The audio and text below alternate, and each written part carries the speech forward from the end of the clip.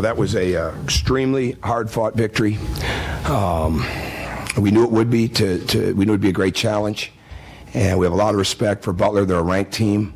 They deserve that ranking, and they've got a. I'm not sure I can find a lot of weaknesses in their game, in their team. I mean, they're deep. They shoot it. They get to the rim. They've got matchup problems all over the court. They rebound it. And we were going to have to play an extraordinary game. And we did. We didn't play what I would call a 40-minute game. We had some lulls at the end of the first half after we got up 10 that we certainly like to have back, but we learned from it and we responded in the second half. And every time that we really did what we wanted to do in the sense of following the game plan, we had some good success. And first half, we got a little careless with that once we had the 10-point lead. Like I said, our transition defense wasn't as good. A couple fouls that didn't happen. We shot it a little too quick without getting through the paint. And in the second half, we didn't have any of that. And I think the fact that they only got 8 free throws in the second half, the fact that Kellen Dunham didn't get any of them in the second half was big, especially after 9 for 9 in the first half.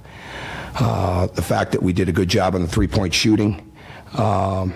And that with Kellen and Alex going 2 for 8, that's a huge, huge thing in this game for us because the way that they shoot it. We had to win the backboard battle, we felt, to win the game.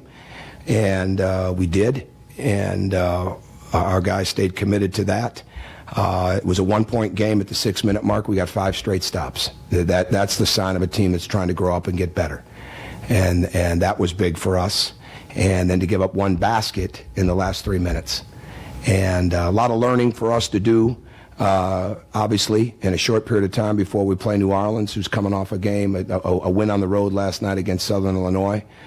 But we made a lot of progress this week. Frankly, we've made a lot of progress since the Louisville game. And mindset, will, tenacity, all those types of things. And to me, everybody contributed to the win. They absolutely contributed to it. Yogi did a fantastic job of coming back in the second half, and because really Yogi was as locked in, as excited this week. He's always locked in, but there was just a little different level for him this week, and it was almost like a hot air balloon got all the air taken out of it when he got that second foul, and I felt bad for him.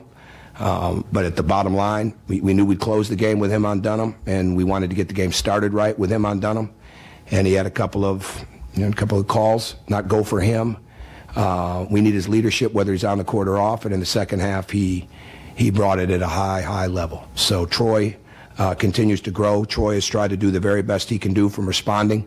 From the Louisville game, when his backboard work was not up to par, he's made that much more of a desire for him. I think that showed today. He's getting better constantly. They all are. So. Proud of the win, proud of the way our coaches prepared him, especially Tim Buckley having the scout for this, and really proud that we have another guy cross the 1,000-point mark today like Yogi did. So extremely happy for him in that personal regards too. Zach, a little procedural, but you talked about opening and closing. Again, we used to do that with Victor Oladipo some too. How important was it for other guys to be able to handle like sort of the middle of the game with Dunham so that you didn't have to wear Yogi down? Well, we had numerous defensive things that we were going to do, and we did them for the most part, with different coverages. But Dunham is a hard matchup because he does so much after he catches the ball. First, he does a great job of moving without the ball, using screens, cutting, changing speeds, working to get open. But then there's so much movement once he gets the ball. So you have to have incredible discipline once he gets it. And he's very adept and very good at drawing fouls. And so you're not going to really guard a young man like that with that kind of ability to create that contact the whole game. But we rolled the dice with having him start the game that way, and unfortunately, the calls just didn't go our way. So we had numerous guys that would guard him. I mean, and they're certainly far more than a one-man team. I mean, you can't lose sight of Keelan Martin when he's in the game, and Travis is a incredibly hard matchup, not just because of the way he scores at the post, but because of the way he passes from the high post, the way he shoots the ball. And they're good. I mean, they really understand what they're doing. Chris has done a fantastic job. He really has. I mean, he is an excellent coach. I don't know him well, but I've watched his teams at Gardner-Webb. We even went back and studied some of the things they did at Gardner-Webb, if we put in a couple different defenses this week, I got a lot of respect for what he does. And Michael Lewis is doing a fantastic job over there as well, and is a future head coach. Not to mention, remember the other guys they have on their staff. I just know Michael a little better. Mike, you mentioned earlier about a team trying to grow up and get better. When you have a game like this, swaying back and forth, physical game, and you take it at the end, what can 6 minutes do to the growth of mental toughness? Well, I thought how we responded at halftime had a lot to do with that, because we've got to learn, and this is where our inexperience comes in. This is where playing young players in considerable minutes comes in. Is they've got to learn the game is always in the balance, and when you get up 10, it's not a time to get even remotely away from what's working. And because the other team they're not going away. I mean, they're going to make plays. They're going to make shots. So we responded at halftime in answer to your question, and I think we never let down in the second half. We never gave into it. And we never played like we had a lead. We never played like we were down. We just kept playing the right way the rest of the way. There's no question that we can help, but that'll help us in a great way, and probably pretty soon. Coach, Troy had 11 rebounds, Hunter with 9. How big were they to your team's success today? It's obvious. I mean, we have to win the rebounding game when you're dealing with the way Butler rebounds the ball. And, I mean, they're playing Roosevelt Jones at point, and he's one of the better rebounders around. Woods is maybe per minute as good offensive rebounder as there is in the nation. I'm not sure what the numbers would, if they back that up, but he certainly appears that way because he goes every time. Travis is good there. I mean, when Austin and Weidman are in, they're going to the basket every time to rebound. So we had to do, first and foremost, we had to do a really good job of blocking out and make contact and have that. And I thought it was way better. I'm not sure how it'll grade out, but I think it'll be way better. It couldn't have been much worse in the Louisville game. So, I mean, it's been considerably better. And at the same time, we went to the offensive boards. And I think, judging by the 15 that we had, I'm not second chance points, fairly even. But the bottom line is we got to the offensive glass too, which is something that we have to do. So they both did a great job there. But I think James Blackman getting 8 boards, Rob Johnson getting 4 boards. Those are huge things for us. We've got to be a team rebounding group every night. Yeah, I mean, I guess along that same lines, moving forward, I mean, the Big Ten's going to be here in a couple of weeks. The rebound trend from today, I mean, it's got to be huge positive. Well, and there's no question, and we've got to. What we've got to do is just keep doing more of what we've been doing. I mean, it's just got to become a mindset. We mix the drills up. It's certainly a key point every time you're playing anywhere from 1-on-1 to 5-on-5. We have our rebounding drills, but it's just got to be something where you go every time. And young players, a lot of times, 2 things happen. Number one, they base their game, they base their validation based on their offense. And they see their value based on how they're scoring points, not on how they're impacting winning. Because they're used to being able to do a lot of things that come a lot easier at the other level, at the high school level or prep school level. It comes a lot easier.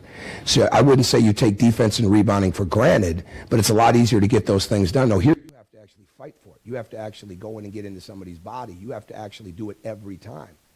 And that takes a while for guys to learn that. It takes a while for that to be ingrained, that's part of the whole fabric of winning. And it sounds easy, but it's not, because you've got to, once they get it, then they get it. And that's what we've got to keep building towards that, because we're going to see that every night. We'll see that on Monday night with New Orleans. And so every game that you play, you got to have the same mindset when it comes to defensive transition, all right, how you're going to play personnel, and when that shot goes up.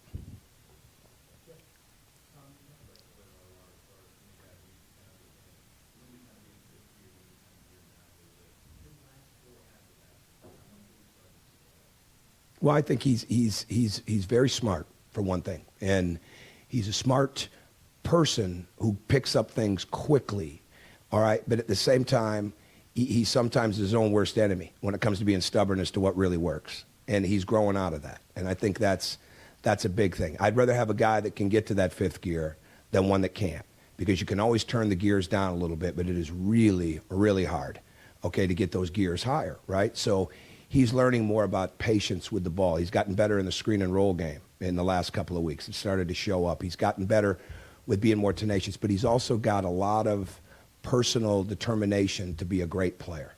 And I think when you have that, you look at the film. It doesn't matter how smart you are, book smart, basketball smart, if you can't be honest with yourself with what you see on film. And if you see it on film and it doesn't look right, you have to fix it. There's no rationalizing. You have to fix it. And he needed to become a more aggressive rebounder, a guy that uses screens better, because we want to put the ball in his hands. I mean, the more times you can do it, it frees up our guys for shots. He's got to become a more committed defender, and he's got to stay absolutely humble as he does it. And we've made progress, and we've got to keep making progress. It's a lot like Hunter. You want every day, you want them to be better than what they were. It sounds corny, but it's the absolute truth. And they can't get ahead of themselves. And we've got to keep holding them to that standard that they're raising every day.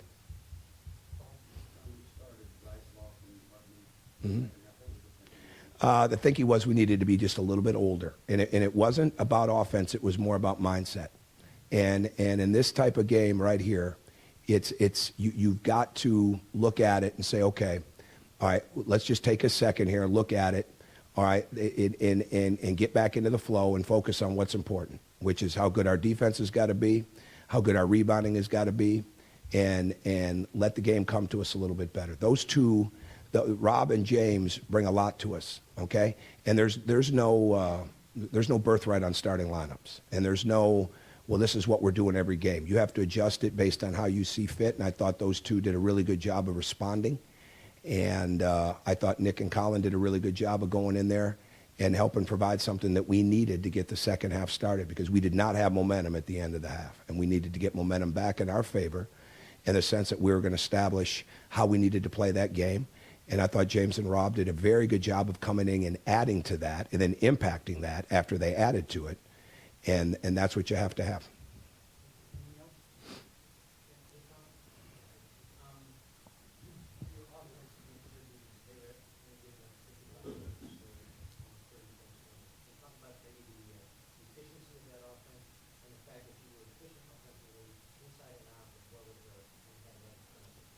Well, the bottom line is we have to be on the attack constantly. Miss or make, we have to be on the attack. And the key with a team like Butler, it's much like the teams like Wisconsin and Georgetown. Nebraska will be like this. Illinois is like this a little bit.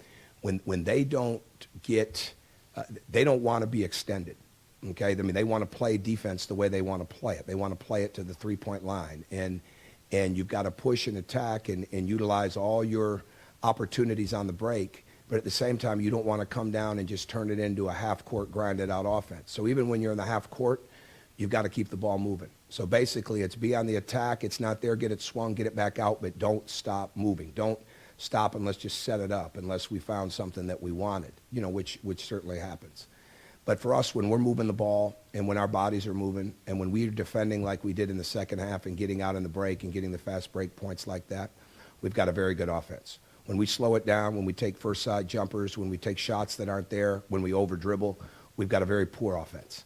And our guys are learning the difference. And when you defend, again, like I said in the second half, and you don't get into a trade basket mode for the whole game, and when you can put multiple stops together, your offense is going to look a lot better. And they're learning that they're learning more about each other all the time with what each other's strengths are and how to play to those. But the bottom line, the more movement, the better we're going to be.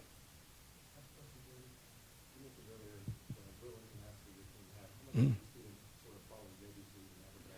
Well, I think in the second half, I think they did. I think we didn't have Yogi enough, and frankly, he didn't do a very good job of that in the first half, which we covered. Is he wanted to play so bad, he was so excited to play, and he let himself get taken out of it a little bit verbally and mentally because he was sitting over there with those fouls. He's going back in. I mean, there's no doubt about that, and I wasn't going to sit him over there that early with 2 fouls in the whole half. We'll adjust, but.